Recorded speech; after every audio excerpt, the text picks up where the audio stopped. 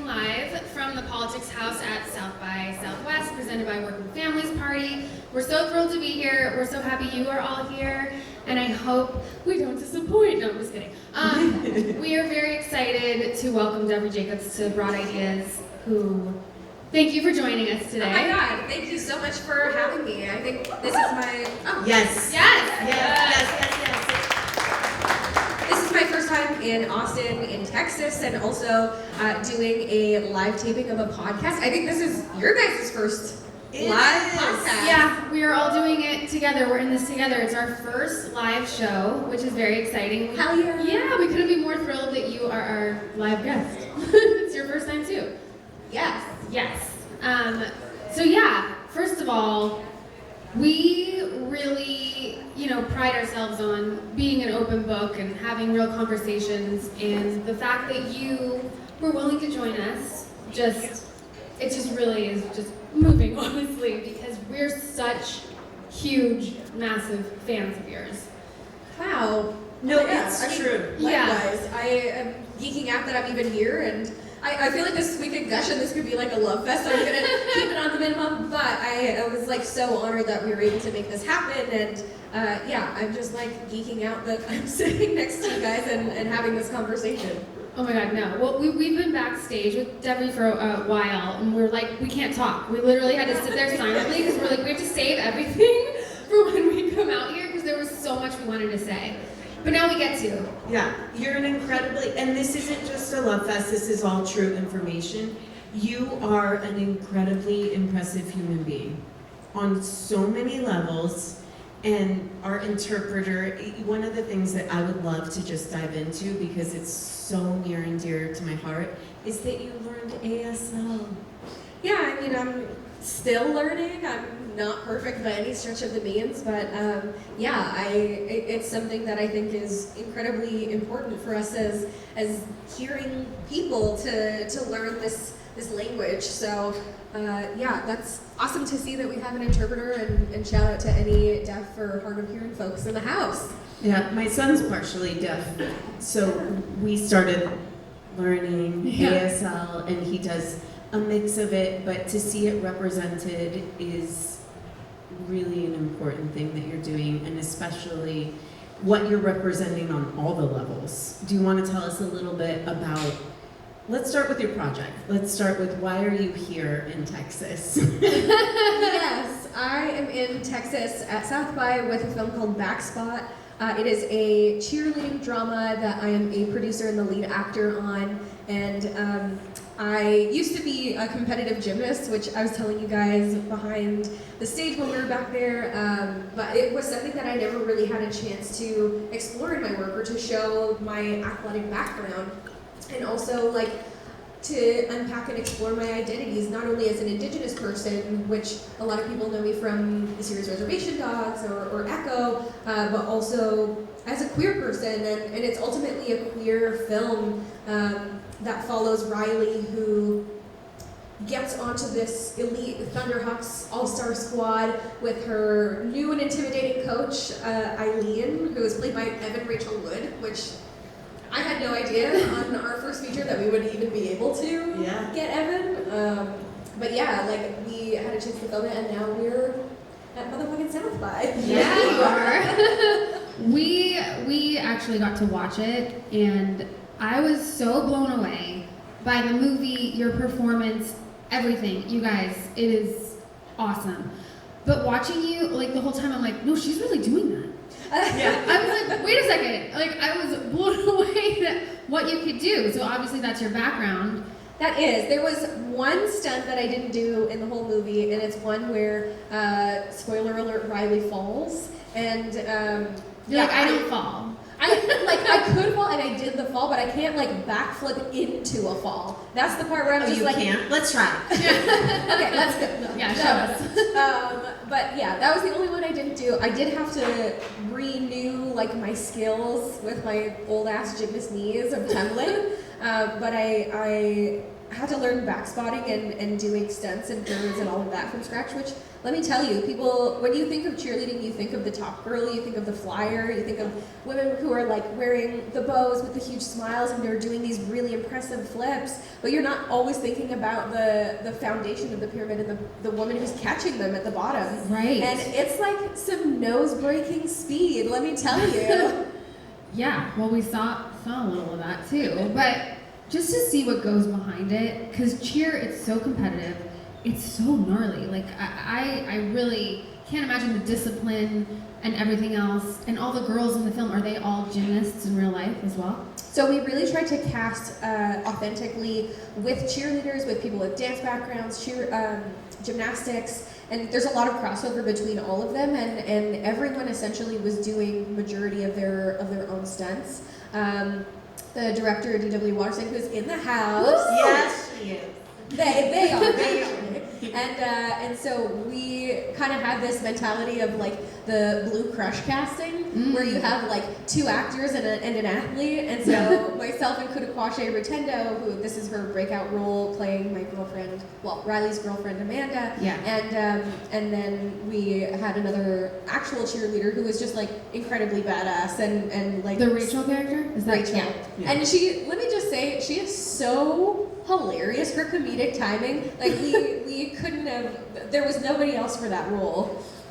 Yeah. How much of it is accurate? Because I'm going to be honest, when we were watching it, especially being moms, there was a few times where we're like, "Ooh, this is hardcore." And thinking about, I'm just going to say the truth, life is really hard. And then you take those kind of pressures on young people, and even, I'm not going to give anything away in the movie, but there is a moment when you're waiting on the results of something. Yeah. And I so identified with that feeling of like, is it going to happen, right? But the way they do it in cheer seems almost toxic. Is that accurate? Like, is that real? Did you? I think there's elements. So we had scouted. It was the only, and is the only black-owned cheer squad in all of Canada. We shot it in Canada, in Toronto, and we saw like the good, the bad, the ugly. Like it's a team sport through and through. You win together, you lose together, you dream together, and I think for us it was important to show all of the different flavors and textures of that world.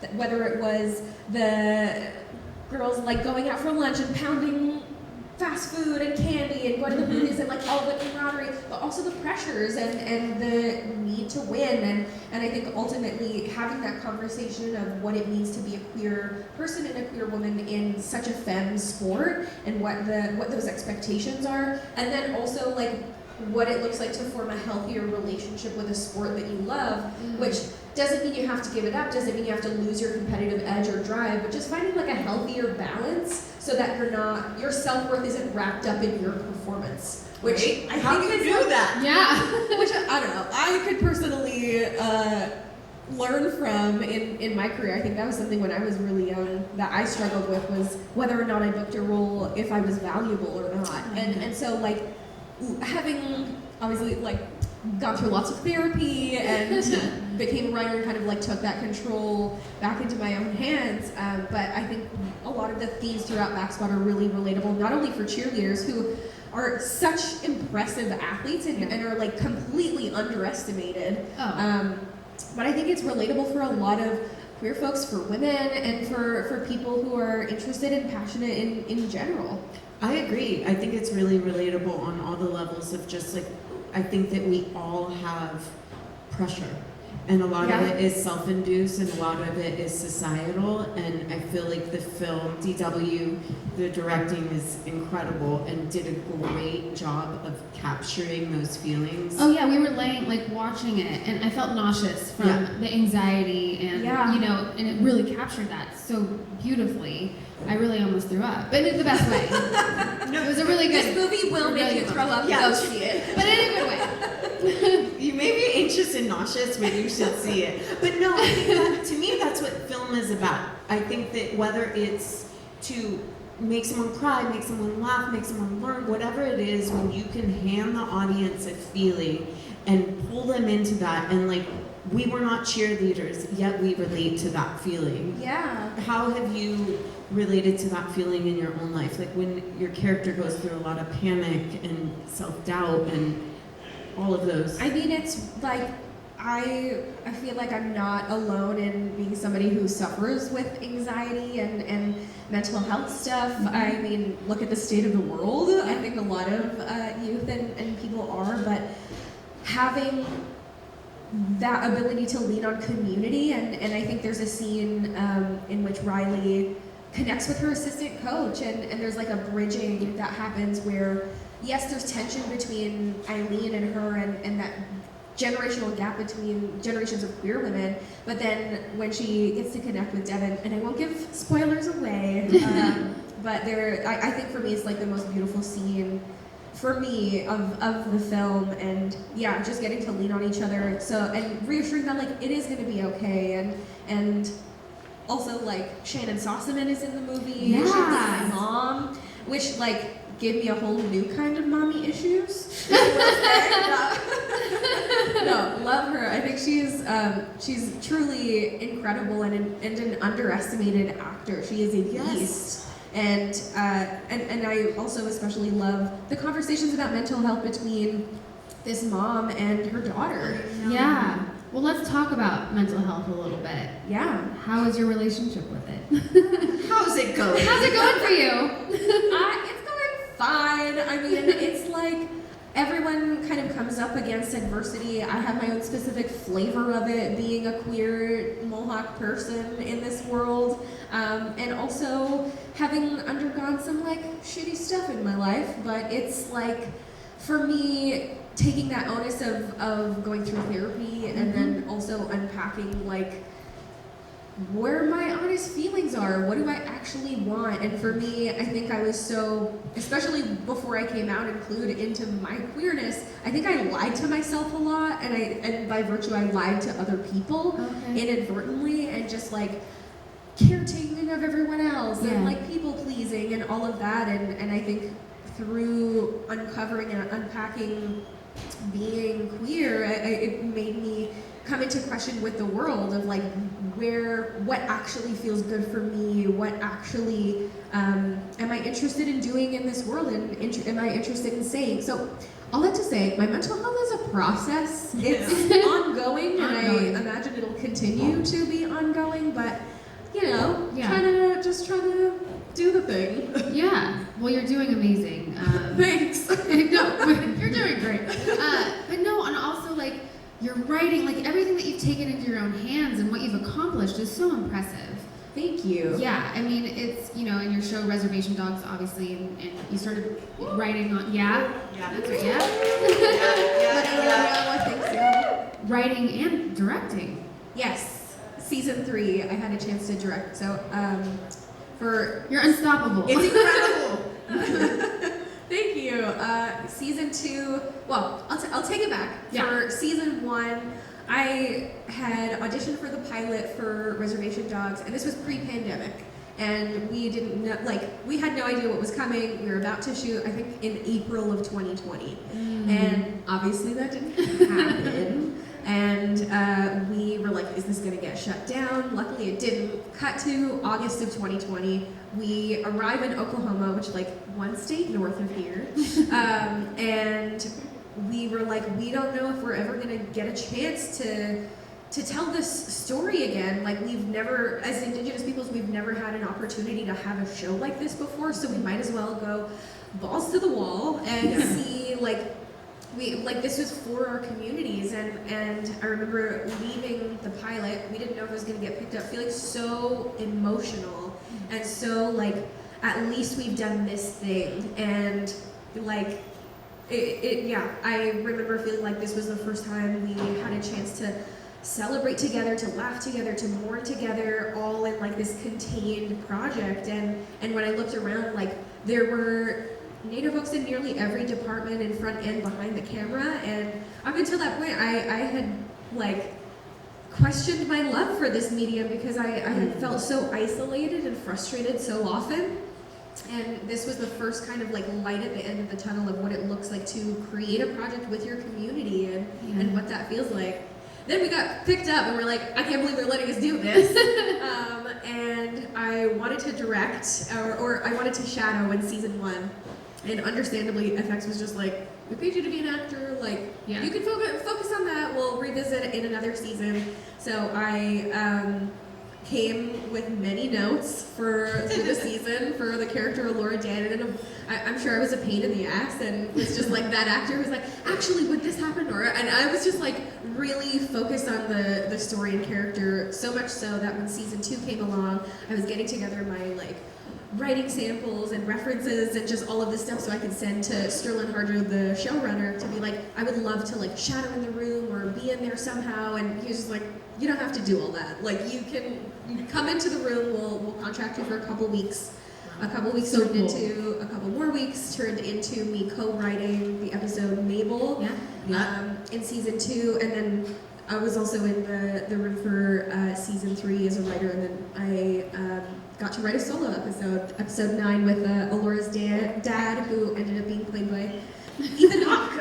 I mean, come on. Yeah, I mean, that definitely deserves a big round of applause, because we talk about advocating for yourself, and really going for after what you want. It's such a good example. I can't even do that. I'm like still trying to learn how to do that, in my 40s. So I can't.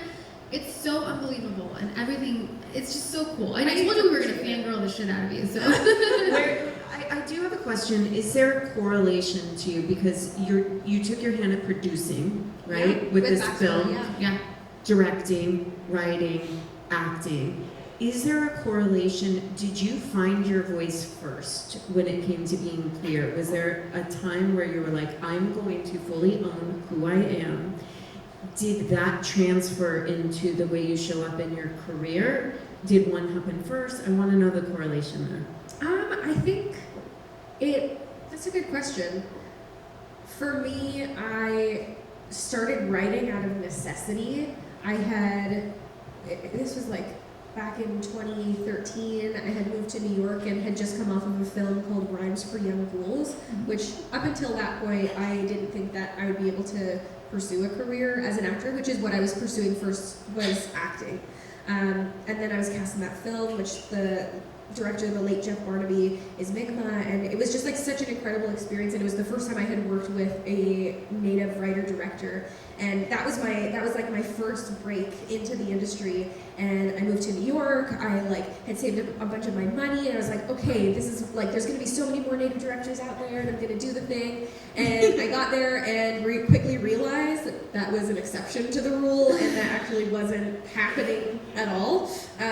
It was around the time of like The Revenant, and they were looking for a very specific type of native woman, and I don't know that I necessarily fit into that mold. And I was just like, why am I waiting for other people to tell stories that I'm interested in? Why, when I have a perfectly capable voice of my own? And yeah, there was like other stuff that went down, and this like director was just like, tell me your dreams, tell me what stories you want, and maybe we could collaborate on something. And I had like done a whole soul search, and it took me like 2 months, and I think that was the point where it really like, where I started to really uncover parts of myself, because I feel like so often as like actors, people are asking you what are stories you want to tell. It's usually like, oh, you're cast in this role, right? Or like, this is your casting, this is what you fit in, and so often you're told what your stories are. And in that moment, it was really empowering.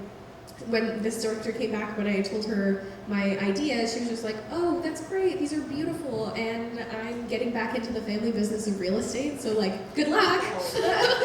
But it was genuinely the kick in the ass that I needed, because I was just like, okay, now that I've located this hunger to tell stories within me, everything kind of shifted and fell into place of my perspective and voices as an artist, as an actor, as a storyteller, but then also following that voice and really figuring out where that voice is coming from. That queerness came out of that. So I do have a question on that, because one of the things that I really believe in is there's a difference between instincts and intuition. Okay, yeah. Yeah, I want to hear this. Like, I'm here for that. I think our instincts are here to keep us alive, right? And so a lot of time they speak to us through fear's voice, they will keep us from doing things instead of doing things, Yeah. right? And the intuition is that still small voice that speaks through clarity, right? Yeah. And it sounds to me like you had access to your intuition in that moment. And I do believe we all have that. We all have that voice inside of us that's leading us. And then, whatever the case, society, culture, even friends, family, they start to put their stories on us, like you said, and Totally. we don't connect to that intuition. How did you have faith to do that? And were you taught? Were you trained? Was it something you always had access to? Hell no. Okay. Hell no. I did not have access to that. I think the first inklings of having access to that kind of intuition that you're talking about was like through writing. I like could not actually verbalize it, and so it would just be like in journals, and that would be the only place where I would be able to really like dive in and locate that voice, and that was like something that I really leaned on, so much so that like having being a people pleaser in recovery, I like actually couldn't have confrontations. I couldn't access anger. I couldn't argue. I could, and if I had a fight or anything, I would have to like literally write it down and be like, you can read this, or I would read it out loud because I like, couldn't access that part of me. But that was like the first way in, and then by like exercising that muscle of writing and then being able to draw that out, I think it was like a slow coaxing it out, and almost like learning a muscle memory of how to locate that like intuition and be able to hear it clearly, because that was it. There's a lot of noise and a lot of expectations and a lot of narratives on who we're supposed to be or what our paths are supposed to, like how they're supposed to be laid out. I'm living a very, very different life than I was supposed to be living, but I know like with that intuition at the end of the day that I'm like, oh, this is really, I'm really on this path that I have carved out for myself in like in a way that feels right for me. Absolutely. Yeah, I think that it's so hard to, I think, tap it. You're talking now about instinct and intuition, and I'm like thinking of my own life. I'm like, oh shit, did I do that right? Did I do the one through fear or whatever? But I think, and especially, you know, in what you do and in this industry and everything else, like everything is kind of fear-based, you know, and it's like hard to not take things personally, or it's hard to see the positive in a lot of things. I mean, in anything in life, not even just this workforce or whatever.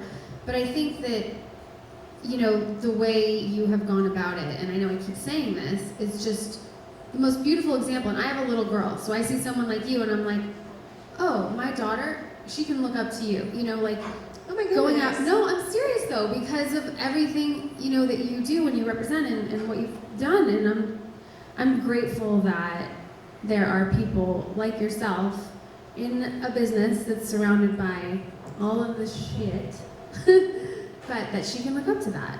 No, that's very sweet. Please, no, I'm like terrible at accepting No, compliments, it's so okay. I'm like literally in the hot seat right now. You can receive it, but the thing is, to me, the most important thing about having conversations like this, and we were talking about this backstage, is, especially with our listeners, if we talk about things like this, they will write in and be like, but how? Or where do I support? Or what do I do? And to me, when you have an example of someone that's living in their authentic self and pursuing the things that society has told them is not going to happen for them in every which way, and they're going, okay, but no, I have something to say. My biggest thing is not just using you as an inspiration to show it, but I want to know. It's like, I need the how. And even if people walk away with like, oh, fuck, I'm going to journal. Because it can be that small little thing that it's like, if that's one of your hows, I feel like we all need to be sharing the hows. Yeah, totally. Like the tangible pieces of advice. I guess there's nothing worse than like going to a talkback and someone's just like this big, grand, elusive idea, and you're like, that's great, but how the hell does this apply? How? Right. No, that totally makes sense. When you were talking about like me advocating for myself, I think that was something that came with therapy, came with locating my voice and intuition and all of that. But I think having been through that experience going to New York and thinking it was a break, and I had gotten close to like I don't know, many like big roles in Hollywood, and they had all fallen through, and my self-worth was in the garbage.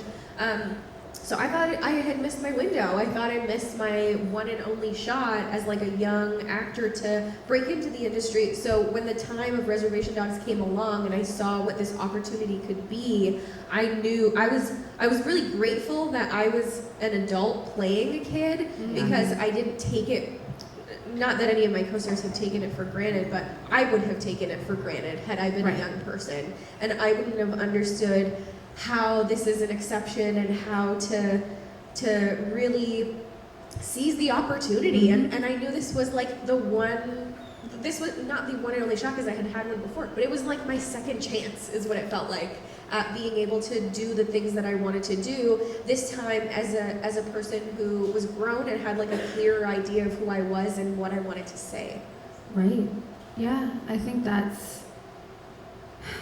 we all, just like, even listening to everything you're saying, I still think we can take house from what you're talking about, Okay, good. Yeah. No, I mean, just like, because like you're saying, yeah, like writing, whatever, but just hearing you speak, it's like, oh, if you think there's something that you're trying to attain, right? Just the fact that you put yourself out there and you go for it, I feel like that's just like a little thing. Because I think a lot of times you stop yourself because you're in your head, and again, it's back to the fear or whatever, but I think that if you just see someone just going for it, that might be just like the little push you need. Right, and knowing that there is things that we can all access in you, right? Like that we all have those things inside that we can access as well. And that's another thing too with your activism, and I know you're a huge activist for... You're a huge activism. You're a huge activism. No, but you're a huge activist for mental health and suicide prevention, aren't you? Yeah, I mean, that was one of the conversations that's a through line through Reservation Dogs, is these kids mourning the loss of their friend who had died the year previously, the character Daniel, and we had actually shot the pilot on National Suicide Prevention Day, and I think that was, we didn't realize it, we hadn't intended it. When we all realized that, I think it felt extra meaningful and grave, and when I said it felt like we had a chance to like collectively celebrate, but also collectively mourn.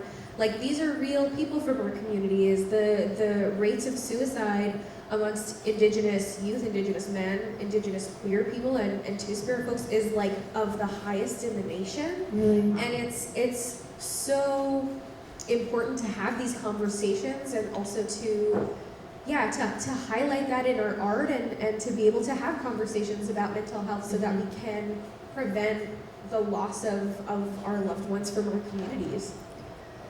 Yeah. Heavy stuff. Yeah, it is heavy stuff. We'll lighten it up. Don't you worry.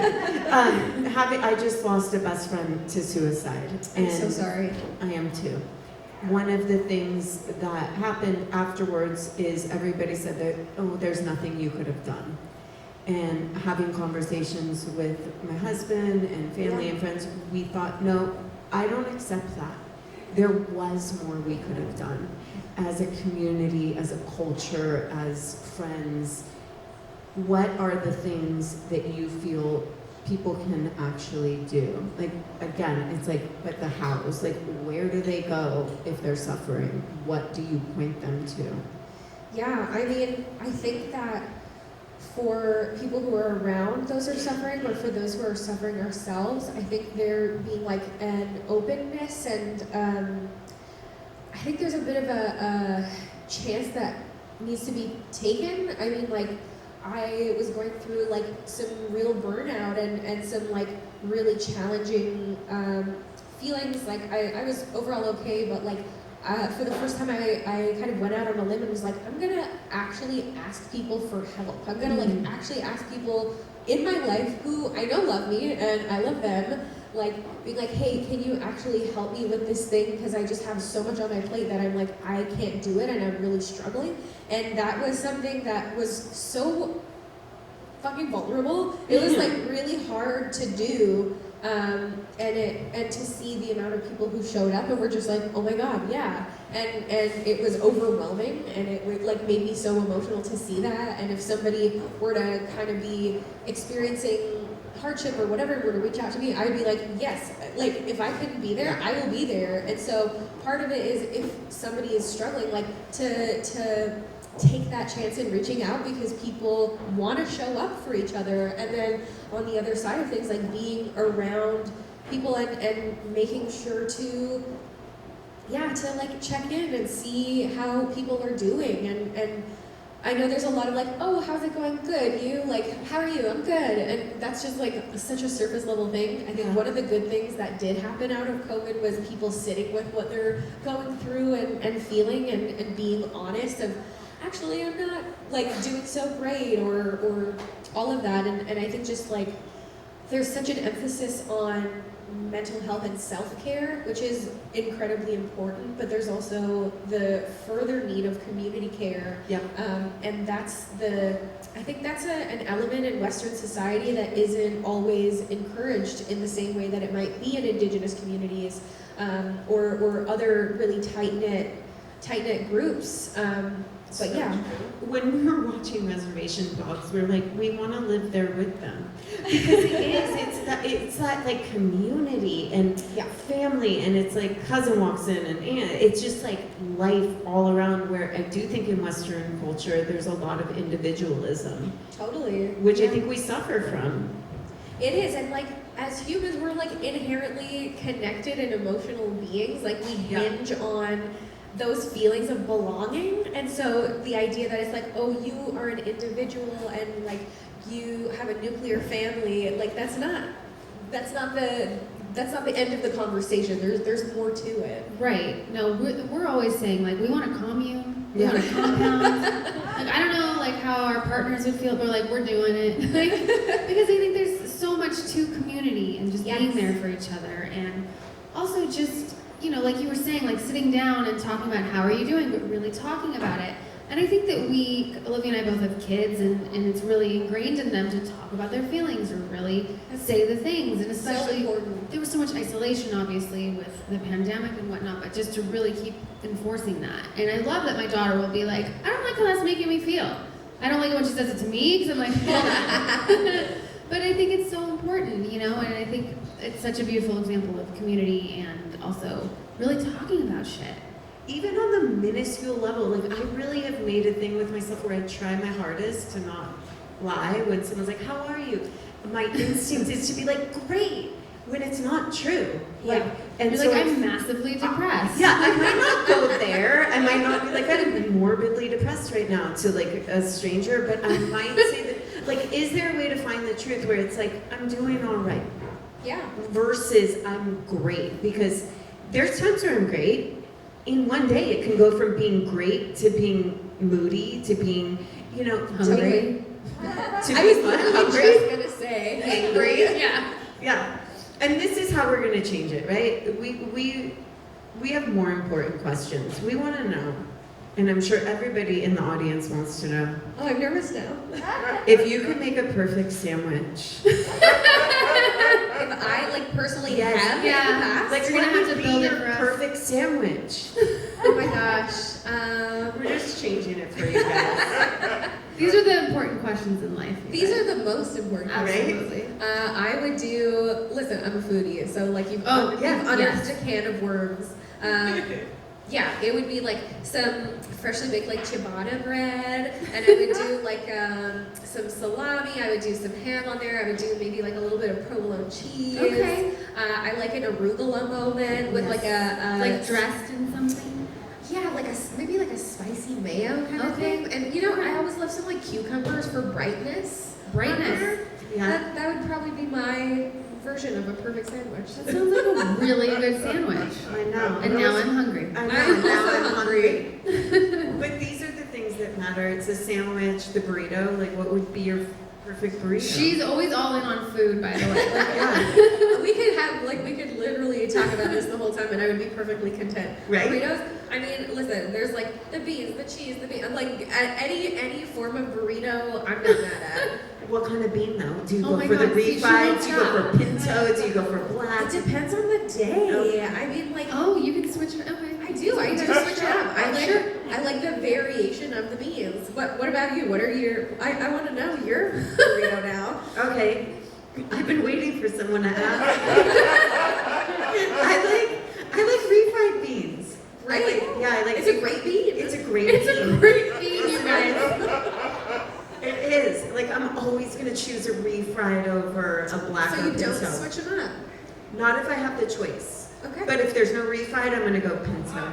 Have you ever had a black refried bean? Yes, I love a black refried bean. I really do. They're delicious. Okay, she goes food. I go, what song would you pick to play every time you walked into a room? Oh my gosh, this is like, these are I some know. hard questions. They are. We should have prepped you. I didn't know we were gonna go there, but you know, mental health, burritos. We're all. Oh, we're over the going the place. full. We're going the full spectrum. Let me see. I would say.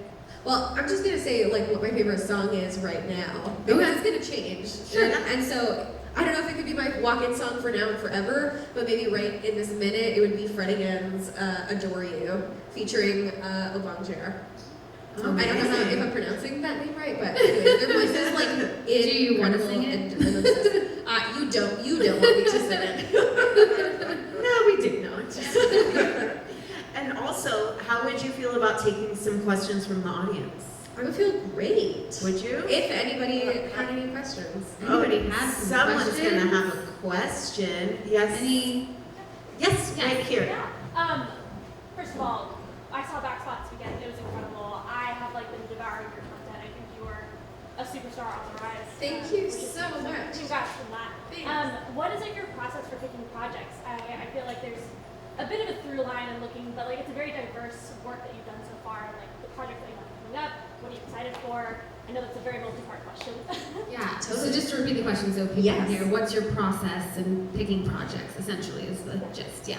Yeah, I mean, before it was money, it was opportunity and paying my bills. But with the opportunity of Reservation Dogs, and I think that opened a lot of doors to be able to be more picky and choosy about the projects that I'm interested in and that I want to take on. Yeah, moving forward, I think like whether it's as an actor or as a filmmaker, in whichever sense it is, it's like it has to resonate with me. I think as an actor, I'm more willing to explore different experiences from my own and see like what, I don't know, explore new voices and characters or like upbringings. And whereas when it comes to projects as a filmmaker, writer, director, like those are more passion projects for me and ones that I want to tell from stories from my communities.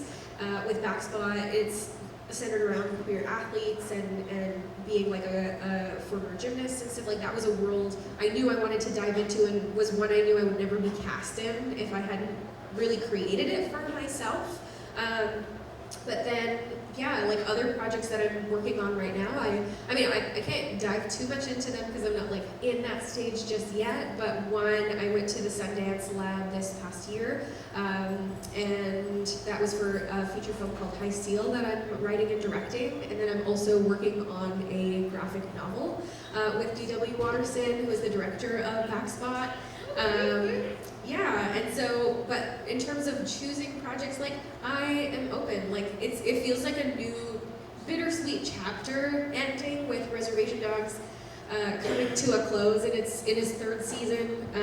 But now things are open, and I'm just kind of curious to see what's going to come my way. And in the meantime, I'll just be like working on my own stuff. Awesome. Yes. I wanted to ask, you're like all over the Marvel universe. How did you come to be the first Mohawk Marvel superhero, and what is that like for you? 'Cause it's so incredible. Thank you. That was for the, or you need to recap. That's what, okay. I will also take a sip of water while you Take a recap. sip of water. Yes. It was Oh, the gist was the first role model the in first Marvel superhero. first Marvel. Mohawk Marvel superhero. Mohawk. Well, because I'm Mohawk. Yes, the first Mohawk superhero in the Marvel universe. That is the question. Yes. That's a flex. It was animated, to be fair. I was in a series called What If, which is a Marvel animated show that kind of explores these different realities of like, what if it was Peggy Carter who became Captain America. What if this happened? What if that happened? And so in this one, it was what if Mahorty shaped the world, which was essentially what if Indigenous people got superpowers from the Tesseract during the time of colonization. And it was a project that I had auditioned for, like, again, August of 2020. It was, I guess August of 2020 was like a half a month. But yeah, that one is entirely in Mohawk, and it's in my language, and it is one that I'm still learning. My family, I could literally go off on a tangent, so I'll keep this brief. But my younger siblings are both fluent in Kanyagaha and Mohawk, and my Dada is like a Mohawk language speaker. And so for me, that was really important to be able to get the language right in that. But like, yeah, the whole reason why I got into this, and what, like, seeing little kids who are Mohawk or who are Indigenous and seeing themselves on screen, or seeing how cool their communities are, and how like badass and awesome is the reason why I got into this to begin with. So yeah, that's, I guess, how I got involved in life. Yeah. So awesome. Any other questions from the audience? Don't be shy. They could be for Rachel too. No, you don't want to hear from me. They could be food questions. Any other questions? Oh, yeah. What are some Indigenous, specifically women or Native women, artists or activists who inspire you? Who are Indigenous women that inspire you? Oh my gosh, I feel like I'm majorly inspired by Indigenous women. I feel like our women are the center of our cultures and communities. There's people like Winona Leduc, who is an environmentalist. There are people like Alaniso Bomsawin, who is on her over 50th documentary feature, who came to my community and had done it talked about the Oka crisis in her documentary features. They're just like, honestly, every Native woman is like a goddamn superhero for being here, but people like my Dada, my grandmother, so many people, Quadachi Singapore, like from literally every generation I could go off. Like, look at my Instagram followers and you'll find all of the Native women I'm just in complete awe of. Lily Gladstone, come on. Yeah. What does your family think about what you do? My family is really supportive. My mom was always really encouraging of like pursuing things. She didn't have an opportunity to pursue her dreams of really doing anything when she was growing up, so she was always very involved. My dad was just kind of like cool. He like, I get the artistic side and like performing side from his side of the family.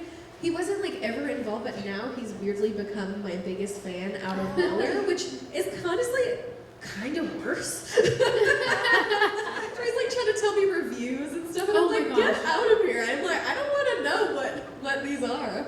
But no, my family's like super supportive of this, and I don't know that they were always able to see the same vision that I had. My Dada recently asked me, like, did you always see this happening for yourself? And the answer was yeah. Like, I had this weird gut feeling deep down, which I never wanted to say because I felt like it would make me sound, I don't know, embarrassing or too much of a dreamer, that I had this like impossible pipe dream. But I knew deep down that I wanted to like pursue this, and that I would find success in this field as a storyteller. And yeah, I don't know that my family ever saw that. They just saw like the nerdy ass kid on the home video and making them watch like makeshift plays at home. But yeah, they've been like very supportive. Yeah. What do you feel most expressed in? Is it the writing, producing, directing, acting, singing, dancing, cheering, sandwich making? I mean, it's obviously sandwich making. No, I think first and foremost, my love was like acting, and I think that's what got me in. But I couldn't only act. That like my feet are too itchy. I need to like dance around between different departments. But if there's another department that really rings true to me, it would be writing. Producing feels like it's out of necessity. It's a hard, thankless job, and kudos to people who pursue that full time. I will continue producing my own projects, but I don't know that it's like something that I feel the need to do. Aside from making sure I have like a say in the creative, and then directing it, like I won't direct everything. For me, it's like it really depends on the project that really calls to me. And for directing on Reservation Dogs, it was such a personal story. The episode I directed in season 3, Wahoo, has the character of Cookie, who's Alora's mom, in there, and sends her off on her journey. So that was one that really resonated with me and was like, okay, I need to tell this story. But yeah, it would be writing and acting with a little bit of directing and producing sprinkled in there. Yeah. And do you think that your mental health is attached to that? Do you think that when you're not creating, you get depressed or stagnant? Do you think it's part of your self-care? I think it's a part of my self-care. I think it's a part of who I am. I don't know that I'm ever not creating. I think almost like where I experience burnout is when I'm like doing too much. Right. When I'm in production and I'm also writing on this project, and like that's just part of the necessity of being either a filmmaker or multi-hyphen, is you have to have a lot of projects on the go, and when one of them pops off, then it'll break and you'll be able to continue down that lane. But I think for me, it's like slowing things down is actually much more helpful for everything, and it lets like the creativity kind of come out as opposed to forcing it out while also being in the midst of like, I don't know, the chaos that is life. Yeah, the chaos that is What life. chaos? What are you talking about? Oh, it's chill. I don't know what you're talking about. But yeah, and bringing it back to Backspot, which, you know, maybe it's a metaphor of the chaos of life, what you go through in cheer, and I mean, it really is. And like she said when we first started, was like disbelief and how a coach could be so hardcore or whatever. And I was like, oh no, you missed my daughter's soccer season. Yeah. Her coach, like not her coach, but there was another one, and you're just like, oh, people are really like that. They can be so hardcore, and I mean, not necessarily saying the movie, but just mean to these kids and wanting to push them, and which is kind of an interesting thing to think about. Totally, and I think it like says more about those people as opposed to Right. Like what's going on within them. Yes, and this like desire to win. Like where haven't you won? Where you feel like these 8-year-olds need to. No, literally, it was 8-year-olds, and this woman was pushing her daughter like she's going for a gold medal. It was crazy. What? I'm like, you guys, this is like little kids soccer. They just need to kick the ball into the goal, you know? And it was just, it's interesting to watch human behavior, and I think it shows up in all areas of life. But Backspot, everyone, if you can see this movie, it is, I was blown away. I was so impressed. DW, the directing, obviously, the acting, and just real life emotions and all of it, all wrapped up into it. It's a wonderful film. Thank you. Yeah, we are so happy that we were able to sit and talk with you and watch the movie and just learn everything about you, because you're incredible. So we just wanted to really thank you for doing this with us. Thank you so much. Thank you.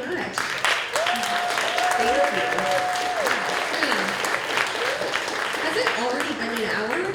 I don't know. I just guessed. Has it been an hour? Anybody? She just decided. I do have one more question though. I This happens all the time. do. I know, she's always like, stop. I'm always Olivia. like, We're done. I'm like, more. My question is, what do you Oh, have? you do. I really do. She's serious. She's serious. I'm really serious. I'm gonna follow you to the dressing room. No, my question is, what do you have to say? And you know, recently I've been noticing that this is usually directed to like, what would you say to young girls who want to do what you do? Fuck that. What do you want to say to all people of all ages, especially Indigenous people? What would you say to them if they want to pursue what you're doing? I would say that there has to be a real love and passion for it. I think like I desperately tried to do other things and kept getting pulled back into it. And I think there has to be that need, otherwise it's not worth it. And when you locate that need and confirm that need, to yeah, I'm gonna bring it back to community. Like you have to find the people who are around you. I think with a show like Reservation Dogs, it wouldn't have existed had it been an executive who was like being like, okay, here's our quota, we're gonna meet, we need to come down and check this diversity box, and we're gonna like do X, Y, and Z. No, it was like Taika Waititi, who is one of the show's creators, had gotten, like, he managed to break through in the industry first, and he ended up going to Sundance with like Sterling and Sidney Freeland and just like a whole generation of Indigenous filmmakers, and he ended up saying like, I'm gonna lift my peers up with me, and then Sterling did the same, because we had no, like, the Native film community is so small, so ultimately it's like your peers around you are gonna be your biggest champions, and it's not something that we can do alone, and so there's strength in numbers, and we need to lean on each other, similarly with mental health, similarly with how we live our lives, but in this industry, it's too small to be able to, or it's too large to be able to do it alone, but it's at the same time like too isolating to do it by yourself. And so yeah, I would just say find your community and your generation of up and coming storytellers and help each other tell it. I love that. Yeah, we love it, and we love you. So thank you so Oh my much, and God. thanks everybody for listening. All right. So much. I have another question. No, seriously, thank you. Have a good one.